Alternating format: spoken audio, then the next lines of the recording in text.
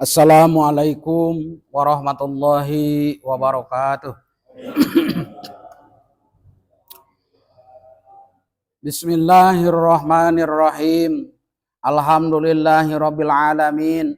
Wassalatu wassalamu ala asrofil anbiya'i wal mursalin wa ala alihi wa sahbihi ajmain. Asyhadu an la ilaha illallah wahdahu la syarikalah wa asyhadu anna Muhammadan abduhu wa rasuluhu la nabiyal ba'dah. Allahumma sholli ala nuril anwar wa asilil asrar wa tiryakil aghyar wa mitai wa bil yasar Sayyidina Maulana Muhammadin al-Mukhtar wa alihil atar wa ashabil ahyar adada ni'amillahi wa ibdali amma ba'du. Wa ya ibadallah ittaqullaha haqqa tuqatihi wa la tamutunna illa wa antum muslimun. Hadirin rahimakumullah, alhamdulillah pada kesempatan malam hari ini kita berjumpa kembali dalam rangka rutinitas yang setiap malam Jumat kita adakan, yaitu belajar membaca Yasin. Mudah-mudahan kita semuanya yang hadir di sini melangkahkan kaki dari rumah masing-masing menuju masjid ini.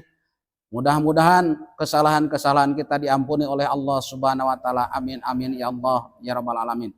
Salawat dan salam mudah-mudahan dilimpahkan oleh Allah kepada panutan kita, yaitu Nabi besar Muhammad sallallahu alaihi wasallam. Berikut para keluarganya, para sahabat-sahabatnya, para ulama-ulama sampailah ke umat akhir zaman sekalian. Amin amin ya Allah ya rabbal alamin. Hadirin rahimakumullah, kita tidak bosan-bosan setiap malam Jumat belajar membaca Yasin. Yang pertama, mudah-mudahan khususnya untuk keluarga kita, orang tua kita, nenek moyang kita yang sudah meninggal, mudah-mudahan mereka di dalam kuburnya mendapatkan pertolongan dari Allah Subhanahu wa taala, dan juga mudah-mudahan keimanan keislamannya diterima oleh Allah Subhanahu wa taala. Amin amin ya Allah ya rabbal alamin. Dan juga seterusnya, khususnya untuk yang hadir pada kesempatan malam hari ini, mudah-mudahan kita semuanya yang hadir pada malam hari ini, semua kesusahan, semua kesulitan, dan juga semua penyakit mudah-mudahan dicabut penyakitnya oleh Allah Subhanahu wa taala, dan juga mudah-mudahan segala kesulitannya dimudahkan oleh Allah Subhanahu wa taala. Amin amin ya Allah ya rabbal alamin. Dan juga tidak bosan-bosan, mari kita sama-sama doakan saudara-saudara kita khususnya di Masjid Jami Asyuhada Tunang ini. Kita tidak bosan-bosan setiap malam Jumat. Mudah-mudahan Allah memberikan petunjuk, Allah menggerakkan hati saudara-saudara kita yang belum bisa ikut serta belajar membaca Yasin dengan kita. Mudah-mudahan lambat laun dan juga kedepannya mudah-mudahan mereka dibukakan pintu hidayah oleh Allah Subhanahu wa taala sehingga bisa ikut serta belajar membaca Yasin dengan kita. Amin amin ya Allah ya rabbal alamin. Ila hadratin Nabiyil Mustafa Rasulullah sallallahu alaihi wasallam wa ala alihi wa sahbihi wa azwajihi wa dzurriyyatihi wa ali baitihi wa ila hadrati malaikatil muqarrabin wa malaikatil katibin wa malaikatil syafara wa malaikatul hamalatul arsi wa malaikatur rahmah wa malaikat Jibril wa Mikail wa Israfil wa Izrail munkar nakir raqidatid malik ridwan alaihimus salam wa ila hadrati wa barakati wa karamati sultanul auliya ilahi ta'ala tuan syabdu qadir al jalani qada sallallahu alaihi wasallam bi barakati ulumi wa karomati maunatim li ustadina khususan syekhuna al mukarram Makeh Jaman Baki bin Bapak Haji Kurdi Ibu Hajah Koni Abid di Bapak Mansui syekhuna al mukarram Akeh Jana Mustafa bin syekhuna al mukarram Makeh Jaman Baki syekhuna al mukarram Ke Haji Mutar Soleh bi Abin Fulan syekhuna mukarram Ke Haji Mamal Mali Murtad Wasi bin syekhuna mukarram Makeh Jaman Baki syekhuna mukarram Pak Haji Abdul Rahman bin syekhuna mukarram Makeh Jaman Baki syekhuna mukarram Kang Haji Ade Muhammad Mansur Somad bin syekhuna mukarram Makeh Jaman Baki Syekhuna Mukarram Haji Muhtar Ghazali bin Syekhuna Mukarram Haji Baki Syekhuna Mukarram Haji Sepul Uyun Asi bin Bulan Syekhuna Mukarram Haji Mahmud Munawar bin Syekhuna Mukarram Haji Jaman Baki Syekhuna Mukarram Haji Ayi Mahdi bin Syekhuna Mukarram Haji Jaman Baki Syekhuna Mukarram Haji Saifuddin Burkan bin Syekhuna Mukarram Haji Jaman Baki Syekhuna Mukarram Haji Burhan Rasyid bin Syekhuna Mukarram Haji Jaman Baki Syekhuna Mukarram Habibul Manam bin Syekhuna Mukarram Haji Jaman Baki Syekhuna Mukarram Haji Ajab Sanusi bin Bulan Syekhuna Mukarram Abdul Rahman Pantur Syekhuna Mukarram Kanur Zurib Syekhuna Mukarram Haji Nang Sarwaji Karang Syekhuna Mukarram Haji Isak Malibar Syekhuna Mukarram Gasef biasa masih bi barokati ulumihim wa karomatihim wa maunatihim sabil wilayah dan kapitan Badaritan Yunus khususon ila ruhi, sebutkan keluarga kita yang sudah meninggal, usun naruhi Khususon ila ruhi wa jasadihi, keluarga kita yang masih hidup. Sonar wa jasadihi.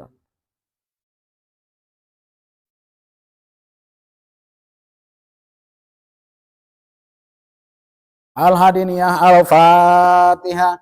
A'udzu billahi minasy syaithanir rajim. Bismillahirrahmanirrahim. Alhamdulillahi rabbil alamin. Ar-Rahmanir Rahim. Maliki yaumiddin. Iyyaka na'budu wa iyyaka nasta'in. Ihdinas siratal mustaqim. Siratal ladzina an'amta 'alaihim ghairil maghdubi 'alaihim waladdallin. Amin. Bismillahirrahmanirrahim. Yasin, Yasin, Yasin. Wal Qur'anil Hakim. Innaka laminal mursalin ala siratim mustaqim. Tanzilal azizir rahim. Litundira qauman ma undira aba'uhum fahum ghafilun. Innama amruhu idza arada syai'an ay yaqula lahu kun fayakun. Fa subhanalladzi biyadihi malakutu kulli syai'in wa ilaihi turja'un. Shadaqallahul adzim. Allahumma shalli wa sallim ala sayyidina wa habibina syafiina maulana Muhammad wa sallim radhiyallahu ta'ala an sadatina rasulillahi ajma'in. Amin ya Allah ya rabbal alamin. Bismillahirrahmanirrahim. Alhamdulillahi rabbil alamin. Hamdan syakirin hamdan na'imin hamdan yuafi'u ni'amahu wa yukafi mazidah. Ya Rabbana lakal hamdu kama yanbaghi li jalika wajhikal karim wa 'azimi sultanik. Subhana munafisi an kulli madyun. Subhana mufarriji an kulli mahzun. Subhana man ja'ala khazainahu bainal kafi wan nun. Subhana man idza arada syai'an ay yaqula lahu kun fayakun. Ya mufarriju farrij. Ya mufarriju farrij. Ya mufarriju farrij. Ya mufarriju farrij. Farrij anni hammi wa ghammi farajan ajilan bi rahmatika ya arhamar rahimin. Allahumma sholli ala nuril anwar wa sirril asrar wa tiriyakil aghyar wa ibtahi wa bil yasar Sayyidina Maulana Muhammadin al-Mukhtar wa alil athar wa ashabil ahyar adadani amillahi wa ifdalih. Rabbana zalamna anfusana wa illam taghfir lana wa tarhamna lanakunanna minal khasirin. Rabbana atina fid dunya hasanah wa fil akhirati hasanah wa qina adzabannar wa qina adzabannar wa qina adzabannar. Wa sallallahu ala sayyidina Muhammadin nabiyil ummi wa alihi washabihi wasallam. Subhana rabbika rabbil izzati amma yasifun wa salamun alal mursalin walhamdulillahi rabbil alamin. Nas'alukal ijabah al-Fatihah. Ya. Shiratal ladzina an'amta 'alaihim. Alhamdulillah kita udah selesai tadi membaca Yasin. Apapun yang dihajatkan oleh kita mudah-mudahan dikabulkan oleh Allah Subhanahu wa taala. Amin amin ya Allah ya rabbal alamin. Hadirin rahimakumullah, untuk acara selanjutnya yaitu kembali lagi membahas tentang masalah tauhid, tentang keimanan. Ya. A'udzubillahi minasyaitonirrajim. Bismillahirrahmanirrahim. Ila hadratin Nabi Mustafa Rasulullah sallallahu alaihi wasallam wa ala alihi washabihi wa azwaji wa dzurriyyati wa baitihi. Khususon saya musannif bihada kitab Tijanul Daruri Al-Hadiniyah Al-Fatihah. A'udzubillahi minasyaitonir rajim. Bismillahirrahmanirrahim. Alhamdulillahirabbil alamin arrahmanirrahim maliki yaumiddin. Iyyaka na'budu wa iyyaka nasta'in ihdinas mustaqim. Shiratal ladzina an'amta 'alaihim ghairil maghdubi 'alaihim waladdallin. Jadi setiap membahas tauhid, jadi itu dinadomkan dulu ataupun dilakukan dulu. Mudah-mudahan secara sedikit demi sedikit hati kita tentang masalah keimanan semakin kuat. Kenapa? Sebab masalah keimanan ini memang perlu kita pahami, memang perlu kita pelajari, dikarenakan masalah keimanan adalah yang paling utama. Islam, iman. Ya. Jadi supaya kita supaya kita ibadah itu betul-betul melaksanakan ibadah itu betul-betul takut kepada Allah. Nah, jadi kadang-kadang kita ini, ya termasuk saya yang bicara, ya kadang-kadang takut kepada Allah itu tidak bisa dikatakan selama-lamanya. Kadang-kadang biasa kalau pas banyak kesusahan, semakin rajin wiridannya, semakin khusyuk sholatnya. Tetapi kalaulah kesusahan itu udah dicabut oleh Allah Subhanahu wa taala, santai ya. Jadi maksudnya gimana? Masalah tauhid tetap harus dikaji supaya tidak salah jalan. Jadi mari kita sama-sama nadomkan dulu. Bismillahirrahmanirrahim. Adapun aqaidul iman itu ada 50 perkara, 20 yang wajib di Allah, 20 yang mustahil di Allah, 1 yang jaiz di Allah. Jadi jumlah 41. Sidik, amanah, tabligh, patonah, benar, terpercaya, menyampaikan, cerdas, hidib, hianat, kitman, biladah, bohong, hianat, menyembunyikan dan bodoh. Ya tadi nadoman dari pertama sifat wujud dengan artinya, lalu dengan lawan-lawannya, lalu dengan lawannya juga, terus sifat-sifat di Rasul. Ya. Bismillahirrahmanirrahim. Jadi sekarang menerangkan tentang sifat yang wajib di Allah yang nomor keempat, wujud, qidam, baqo. Yang nomor keempat adalah mukhalafatu lil hawadisi. Wa yajibu pihaqi ta'ala al mukhalafatu lil hawadisi wa manahu annahu ta'ala laisa mumasilan lil hawadisi falaisa lahu yadun wala ainun wala udunun wala ghairu dalika min sifatil hawadisi wa didwa al mumasalatu wa dalilu ala dalika annahu law kana mumasilan lil hawadisi lakana hadisan wahwa muhalun. Jadi di dalam kesempatan malam hari ini membahas tentang tauhid sifat yang wajib di Allah yang nomor keempat di dalam kitab Tijanu Darori karangan Syekh Ibrahim Bajuri adalah sifat mukhalafatul lil hawadisi. Jadi Allah yang nomor keempat wajib mempunyai sifat mukhalafatul lil hawadisi. Apa arti mukhalafatul lil hawadisi?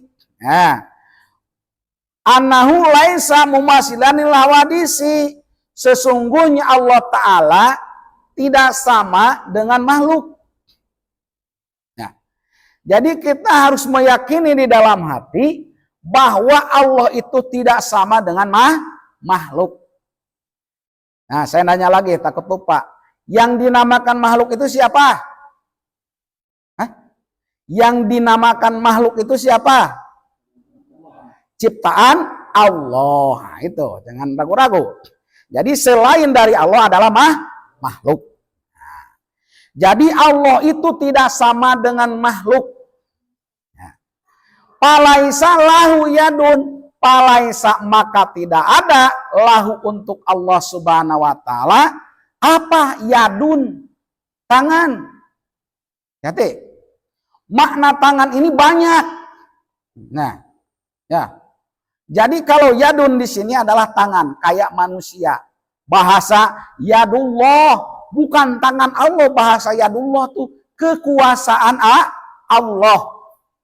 Nah, jadi Allah itu tidak mempunyai tangan. Yang ke satu, wala ainun, dan Allah melihat kepada makhluknya bukan memakai mata kayak manusia. Yo. Wala udunun, Allah mendengar kepada makhluknya. Dari pertama diciptakanlah sampai sekarang, Allah mendengar bukan memakai telinga. Wala ghairu dalika. Nah, ya.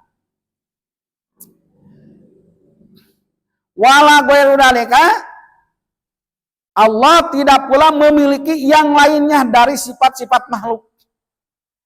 Mana Allah tidak sama dengan makhluk. Misalkan di sini memang tidak diceritakan manusia mempunyai sifat lupa, manusia mempunyai sifat ngantuk, manusia mempunyai sifat marah, manusia mempunyai sifat sombong, manusia mempunyai sifat apa lagi? Takabur. Manusia mempunyai sifat apa lagi? Mempunyai sifat iri, dengki, hasud dan yang lainnya.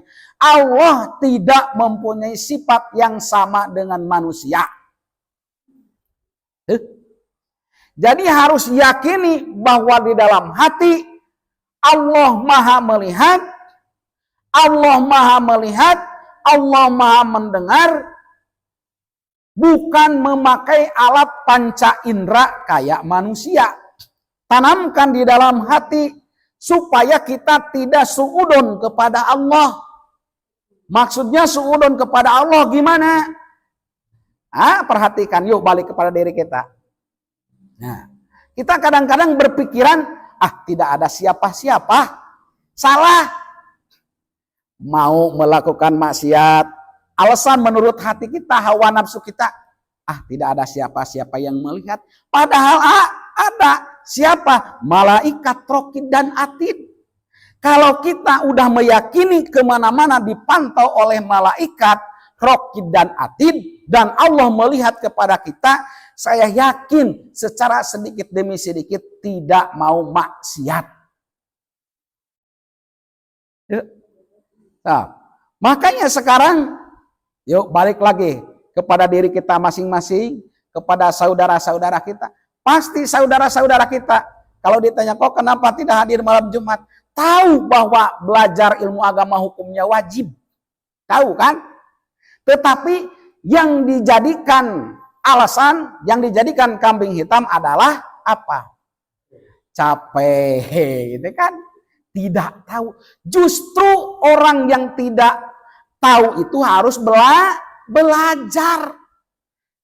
Itu tuh kalau menurut saya pribadi jawaban yang keliru.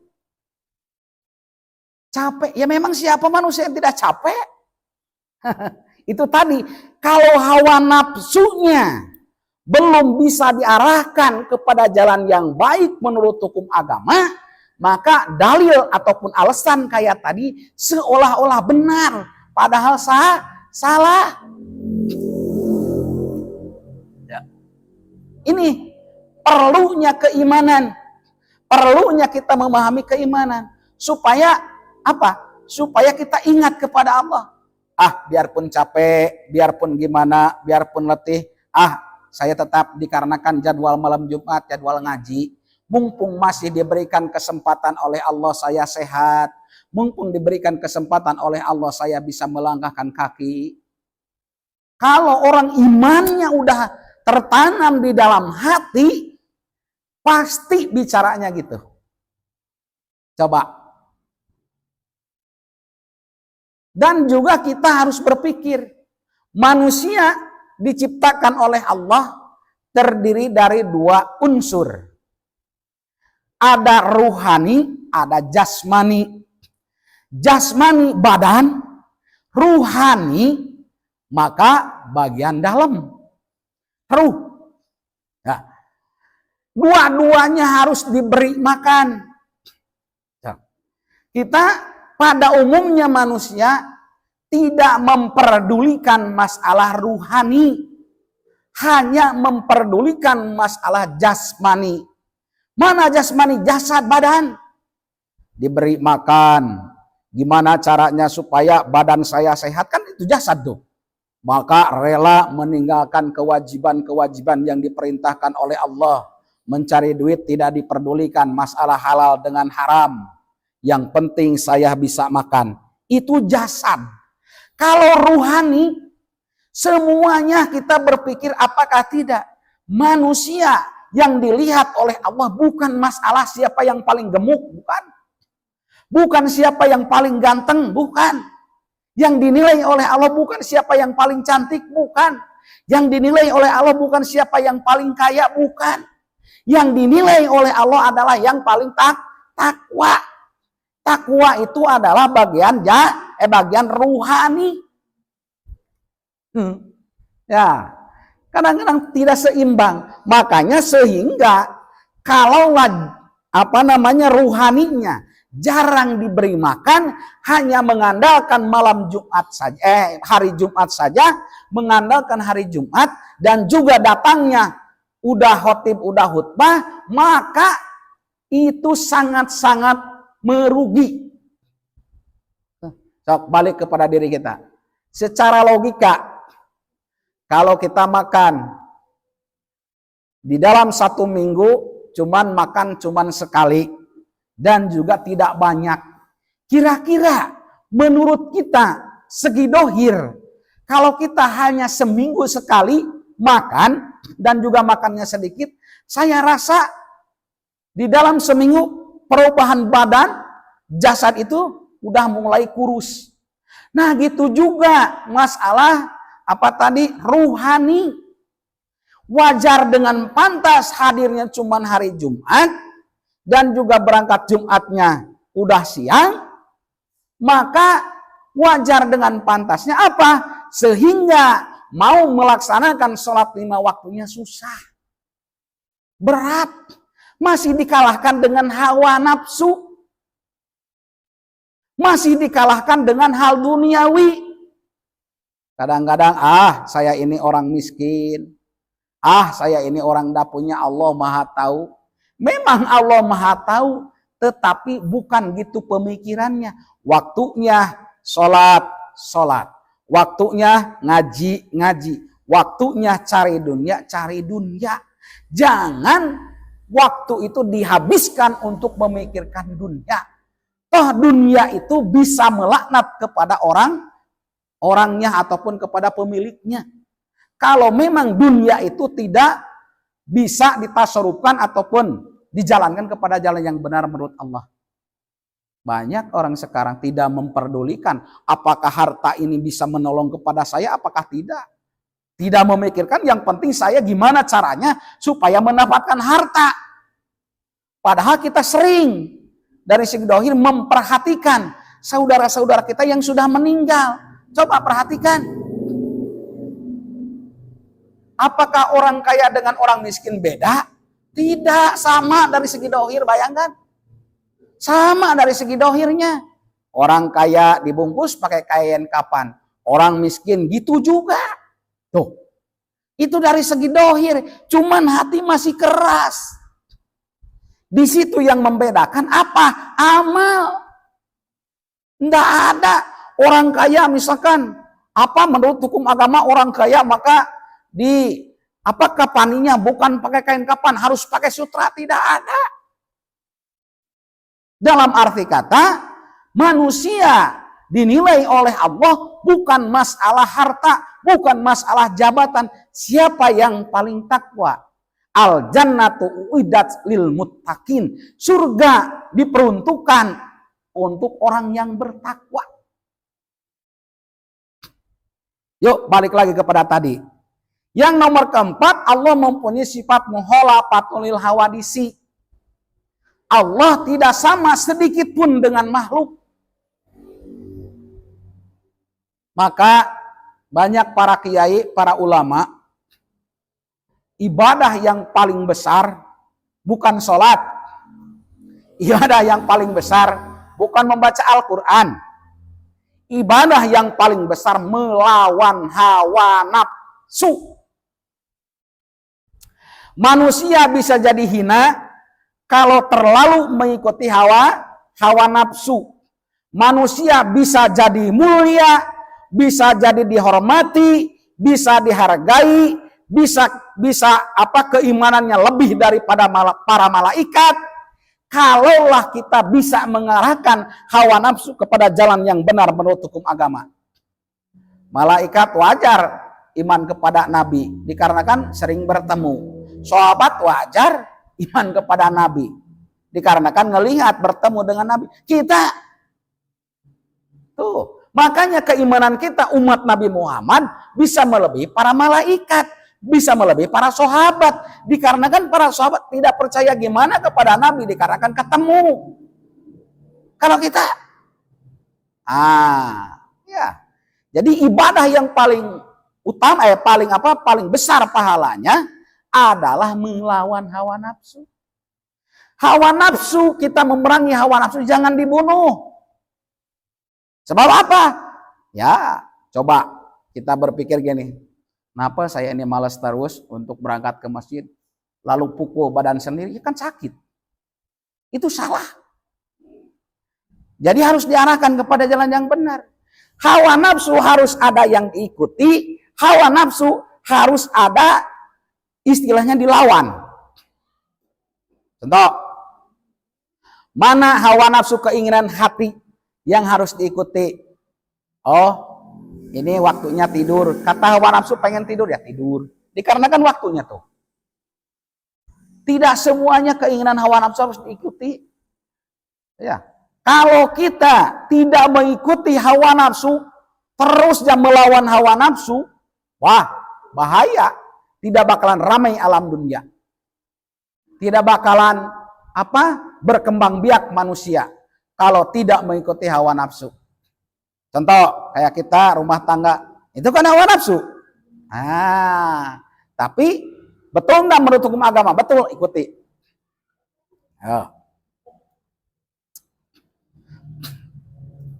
Jadi itu tentang masalah sifat mukhalafatul lil hawadisi.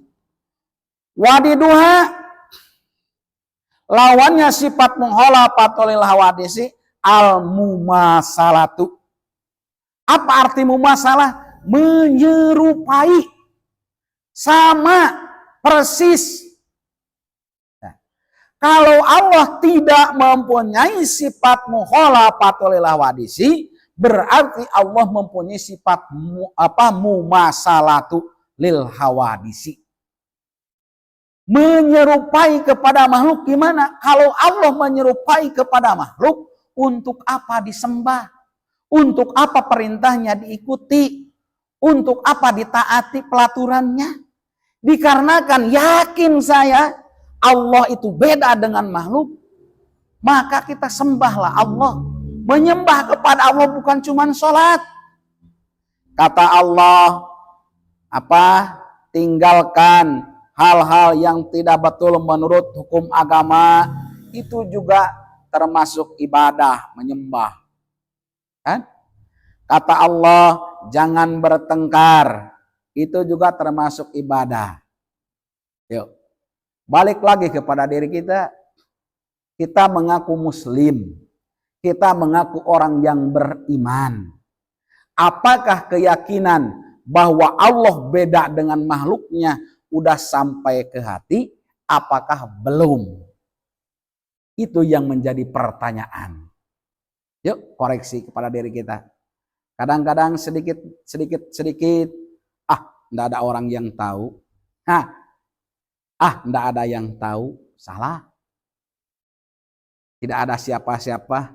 Padahal kalau kita meyakini, rasa dipantau oleh malaikat di kanan dengan di kiri, yakin secara sedikit demi sedikit, tidak mau gibah, tidak mau menggunjing orang, tidak mau menjelekkan orang lain. Biarpun orang yang jelekan oleh kita ataupun yang dikupat oleh kita tidak ada di depan, pasti nanti itu catatannya ada. Kenapa sekarang kita masih banyak berbohong? Dikarenakan masalah keimanannya, meyakini bahwa malaikat ada di kiri, ada di kanan itu melemah. Ya. Al-imanu uryanun walibahsu at-taqwa. Kalau ditanya iman kepada Allah, iman. Nah, balik lagi kepada diri kita. Kita manusia kalau udah usia balik, ya, usia 20-30, nah, bisa dikatakan orang normal, apakah tidak? Kalaulah telanjang bulat di jalan raya, kalau udah usia 20 lebih, bisa disebut orang normal apakah tidak? Pasti kita meyakini bahwa itu bukan orang normal, kan? Dikarenakan tidak memakai pakaian, dikarenakan tidak menutupi aurat. Nah, kalaulah usia udah 20 lebih ke atas, kita bisa mengatakan kepada orang tersebut orang normal jikalaulah auratnya ditutup. Coba kalau melihat bahasa itu, berarti kalau auratnya diabur tidak normal. Ya, jadi kalau masih rambutnya celana segini perempuan kemana-mana, berarti itu tidak normal. Bisa jadi kelahi. Iman juga gitu. Mengaku orang iman tapi tidak takwa, maka itu sama dengan orang gila. Takut kepada Allah, takut kok kenapa tidak sholat.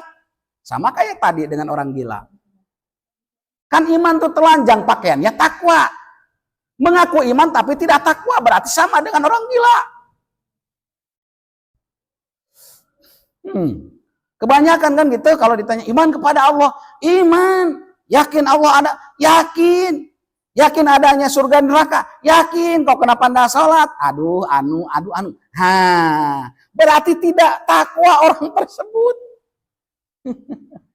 Ya kalau dipikirkan kayak manusia, kayak orang gila tadi. Yuk coba, yuk balik lagi kepada diri kita. Jangan sering ke orang lain. Balik kepada diri kita supaya sadar. Ini paling susah. Menyadari diri kita. Diri kita, saya ini Muhibban ini. Bakal ditanya oleh malaikat. Sadar enggak kita ke situ? Kebanyakan kan kita enggak. Ngoreksi kejelekan orang lain si anu. Kita udah dipikirkan kah belum? Coba kalau berpikir misalkan dari pagi tadi jam 6 sampai jam 6 maghrib, pernah enggak berpikir gini di dalam hati? Dari pagi tadi sampai maghrib, selain dari sholat yang 5 waktu, apa ibadah apa yang saya lakukan? Pernah enggak mikir ke situ? Tidak kan? Allahu Akbar ya Karim. Ya. Sebab kalau tidak mikir kita ke situ, wah terus ya. Yang penting dunia, yang penting enak saya, terserah. Mau selamat, mau celaka, tergantung nanti, tinggal taubat. Kebanyakan kayak gitu. Mau gimana? Allahu Akbar. Makanya saya pribadi lah, kalau udah sering menceritakan masalah tentang masalah tauhid, rasanya untuk hidup panjang itu Allahu Akbar. Rasa berat. Beratnya apa? Bukanlah malah menambah kebaikan dari satu hari ke hari itu. Malah menambah dosa terus. Sedangkan saya pahala saya ataupun amal ibadah saya untuk menebus di dalam satu hari ya kejelekan entah bisa tertebus apakah tidak. Coba bayangkan. Maka oleh karena itu supaya kita sadar sedikit demi sedikit bahwa ini dosa, bahwa ini salah menurut hukum agama, maka pelajari tentang masalah tauhid sedikit demi sedikit. Jangan sampai kita mengaku iman, mengaku orang Islam, mengaku orang yang rajin ibadah, tetapi pemikiran kita pemikiran kita tidak diarahkan kepada masalah tauhid, bahaya. Maka sehingga itu tadi masalah ibadah itu capek, alasannya miskin, sibuk, gitu kan? Coba tanya aja saudara-saudara kita. Kalau ditanya sering saya kemarin sibuk, oh, kan gitu kebanyakan. Coba kalau jawabannya, sebenarnya menyembunyikan malas tadi supaya tidak diketawakan ataupun tidak dimarahkan oleh yang nanya, jadi alasannya sibuk. Kan? Tuh. Padahal manusia masih hidup sibuk.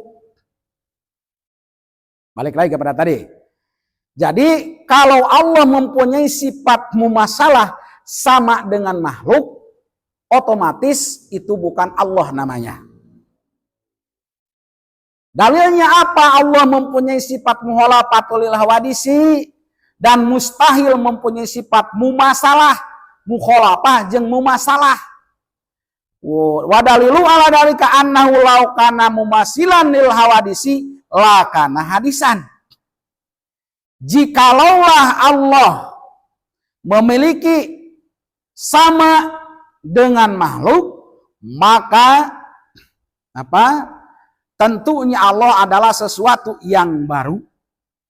Kalau Allah menyerupai sama dengan makhluk, otomatis Allah sesuatu yang baru. Yang baru itu yang gimana? Yang ada awalnya. Kalau misalkan pemikiran kita, hati-hati nih. Allah mempunyai tangan kayak manusia, hati-hati. Otomatis kalau Allah kayak gitu, sama dengan makhluk, Allah ada awalnya. Hati-hati. Coba kadang-kadang kita belajar mau husuk ceritanya. Pas begitu Allah sholat nih. Kadang-kadang terbayang, wah Allah, hati-hati. Tetapi kalau keimanan kita di dalam hati, memahami tentang masalah ini, kalau terbayang kayak tadi Allah kayak manusia melihat di depan ini, saya yakin kita bisa, oh ini bukan Allah, Allah itu tidak bisa dibayangkan kayak gini. Coba kalau orang tidak belajar tauhid pas begitu sholat, Allah, dalam kita biasa pejam Allah. Contohnya kayak gini, orang tua biasa, kalaulah katanya pengen ketemu sesuatu barang yang hilang, maka sholat. Kan biasa sholat itu pejam kan? Allah sambil memikirkan apa Allah. Biasanya ketemu. Allah, tadi itu di mana duit itu? Sholat, Allah, setan menggunakan, oh di anu.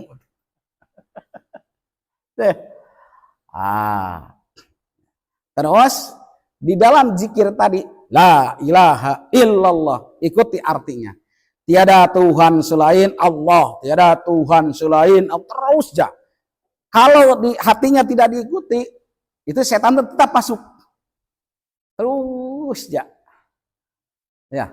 Makanya sengaja kalau saya pribadi, la ilaha illallah, tiada Tuhan selain Allah. Nah, belajar sedikit-sedikit, insyaallah. Ya, supaya apa?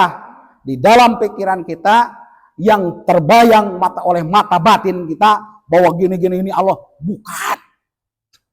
Kalau masih kita membayangkan, bisa dipikirkan, bisa diperkirakan kayak gini, bukan Allah. Jikalau Allah memiliki kesamaan dengan makhluk, maka tentunya Allah adalah sesuatu yang baru. Baru di sini Allah ada awalnya. Nah, kalau Allah sama dengan makhluk, bahasa makhluk bukan cuma manusia. Langit makhluk, bumi makhluk, angin makhluk, dan yang lainnya. Selain dari Allah adalah makhluk. Ya. Kalaulah makhluk ada awalnya, ada akhirnya. Mana buktinya? Setiap yang berubah ada awal, ada akhir. Ya, kita berubah enggak? Berubah. Dari mana? Air sperma. Lalulah usianya sebulan, 2 bulan, 3 bulan, 4 bulan, sampailah 9 bulan lalu lahir. Udah lahir besar, lalu kayak anak kecil lagi pemikirannya. Itu manusia, menandakan ada awalnya. Kalau ada awalnya menandakan mau hancur. Makanya untuk apa sombong? Ini yang susahnya di dalam hati kita. Kita ini termasuk orang yang sombong ya, kayak saya pribadi. Ya, orang sombong itu bukan mengaku wah saya paling, bukan. Yang paling bahaya sombong kepada Allah. Okelah sesama manusia. Itu yang paling bahaya. Mana sombong kepada Allah. So, tangan bisa sehat nih. Dipakai ibadah enggak tangannya? Mata bisa melihat, mata sering dipakai ibadah apakah tidak? Mulut bisa berbicara, apakah mulut ini sering dipakai ibadah apakah tidak? Telinga bisa mendengar, telinga ini bisa dipakai ibadah apakah tidak? Kaki bisa melangkah, apakah kaki ini dibawa ibadah apakah tidak? Yuk berpikir kepada diri kita sama-sama. Banyak tangan ini banyak yang tidak dipakai ibadah. Ibadah bukan cuma sholat. Apakah tangan ini sering menolong kepada orang? Apakah tidak? Apakah tangan ini sering menunjukkan kepada kebaikan? Apakah tidak? Mata apakah sering diperlihatkan kepada hal yang baik? Apakah tidak? Telinga apakah sering diperdengarkan kepada hal yang baik? Apakah tidak? Mulut apakah sering amar ma'ruf nahi munkar? Apakah tidak? Kaki apakah sering dibawa ibadah ke masjid? Apakah tidak? Coba bayangkan. Allahu Akbar. Kebanyakannya kita, tangan bisa bergerak tidak sakit, mata bisa melihat tidak merasakan sakit, santai saja dipakai maksiat, tidak ingat bahwa mata ini dimintai pertanggungjawaban, mata ini menjadi saksi, kaki menjadi saksi, tangan bisa bicara menjadi saksi. Alangkah kerasnya hati kita. Yuk.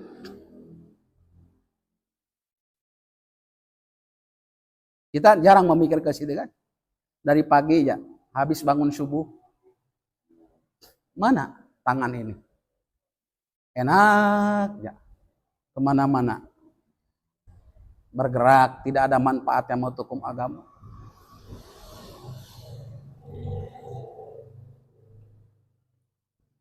Tetapi kalau udah ruh sampai sini, udah sampai tenggorokan, kita apakah selamat, apakah celakanya kita tahu sendiri. Tapi itu tadi susah untuk memerangi hawa nafsu yang ada di badan kita. Padahal sholat rajin, baca Al-Quran rajin, kok kenapa? Allahu Akbar. Santai-santai saja kan. Tidak bakalan menyesal kita ini. Bicara seenaknya, tidak memikirkan apakah menyesal enggak nanti. Tangan dipakai megang apa, tidak memikirkan apakah ini nanti bisa manfaat apakah tidak. Tidak, yang penting seenaknya aja.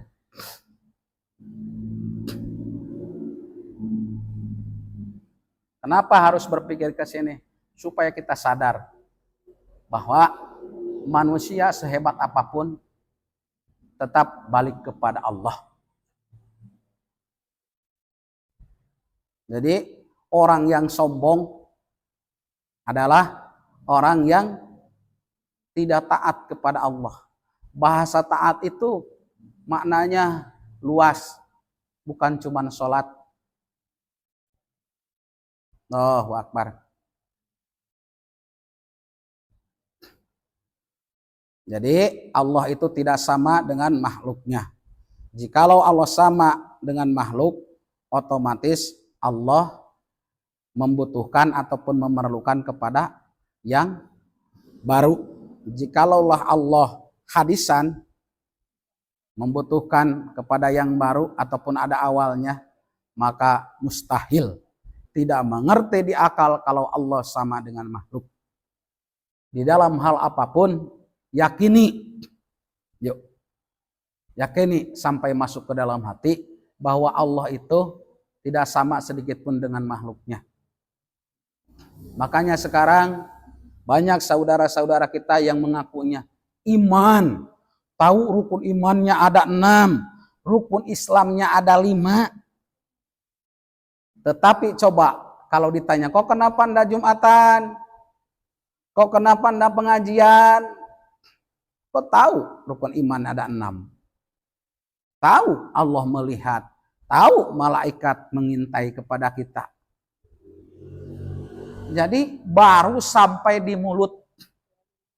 Kalau iman udah masuk ke hati, biarpun dicaci maki oleh orang, biarpun dihalang-halangi oleh orang, biarpun tantangannya apa, tetap dia mau mengusahakan. Dikarenakan ini suatu kewajiban. Makanya saya pribadi lagi belajar melawan hawa nafsu. Kadang-kadang hujan berangkat, kadang-kadang motor gangguan berangkat, pengen menginikan hawa nafsu. Jadwalnya malam Jumat, biarpun gimana, terkecuali udah tidak bisa diusahakan, apa boleh buat. Itu prinsip saya. Biarpun datang ke sini gimana, tetap berangkat. Hari Minggu, biarpun datang ke sininya gimana, tetap diusahakan. Itu.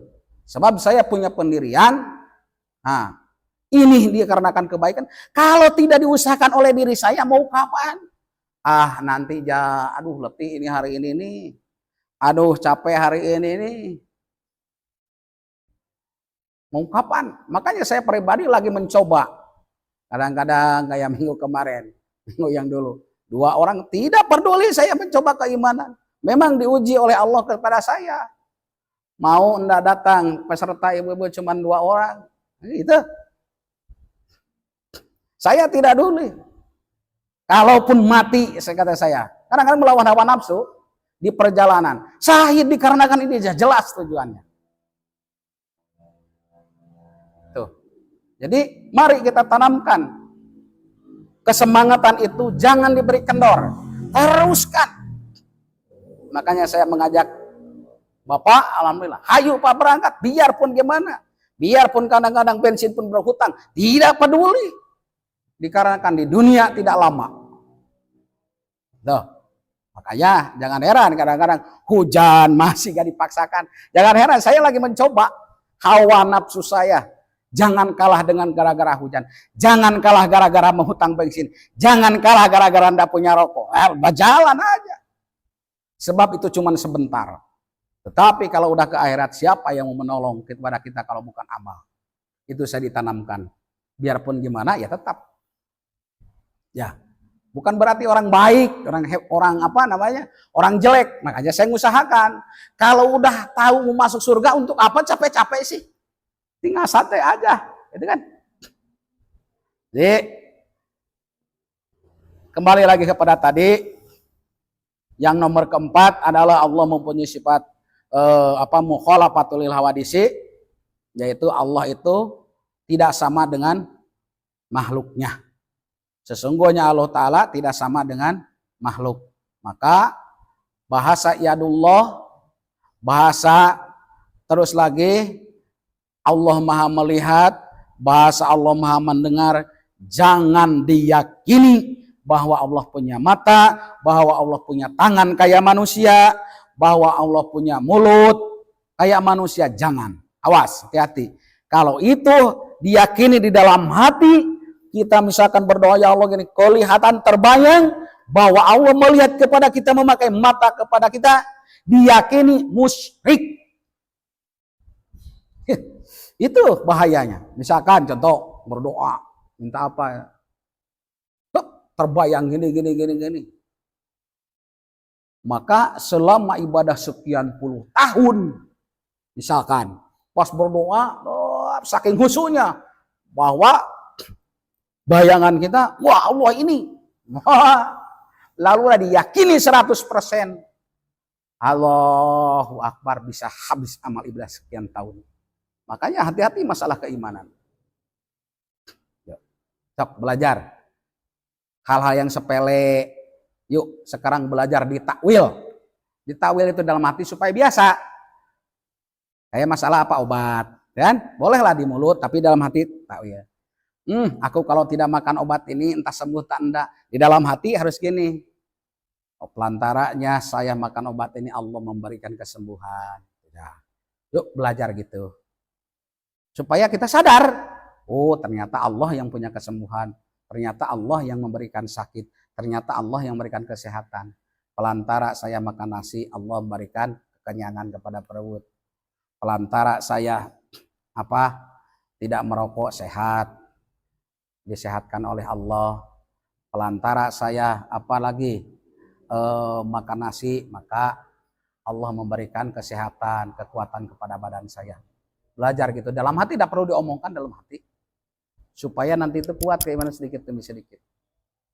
Ya, terus kalau ada cobaan dari sesama manusia, harus dibalikan supaya sadar. Jangan menyalahkan ke orang lain. Oh, saya lagi diuji oleh Allah melalui si A. Kayak saya pribadi ya. Nah, kayak tadi. Berangkat dari sana ternyata pesertanya Allah menguji kepada saya. Kalaulah tidak digerakkan peserta yang ngaji oleh Allah tidak mungkin. Itu aja. Tuh. Kalau terus-terusan aku udah gimana lagi, udah berusaha semaksimal mungkin, ternyata masyarakatnya tidak menghargai. Ya, mau kapan? Nah, saja ya. Jadi pada kesempatan malam hari ini yang nomor keempat adalah sifat mukhalafatul berisi, yang lawannya adalah mumasalatu. Dalilnya adalah annahu law kana mumasilan hadisi la kana hadisan wa malun. Mungkin hanya itu saja yang bisa saya sampaikan pada kesempatan malam hari ini. Mohon maaf apabila ada kata-kata yang salah. Itulah kebodohan, kekurangan saya, kejelekan saya. Jikalau ada kata-kata yang benar, murni kebenaran dari Allah. Jangan dilihat ustadznya, jangan dilihat pangkat jabatannya, sama manusia biasa. Kalau salah betul-betul dari saya, kalau benar betul-betul dari Allah Subhanahu wa taala.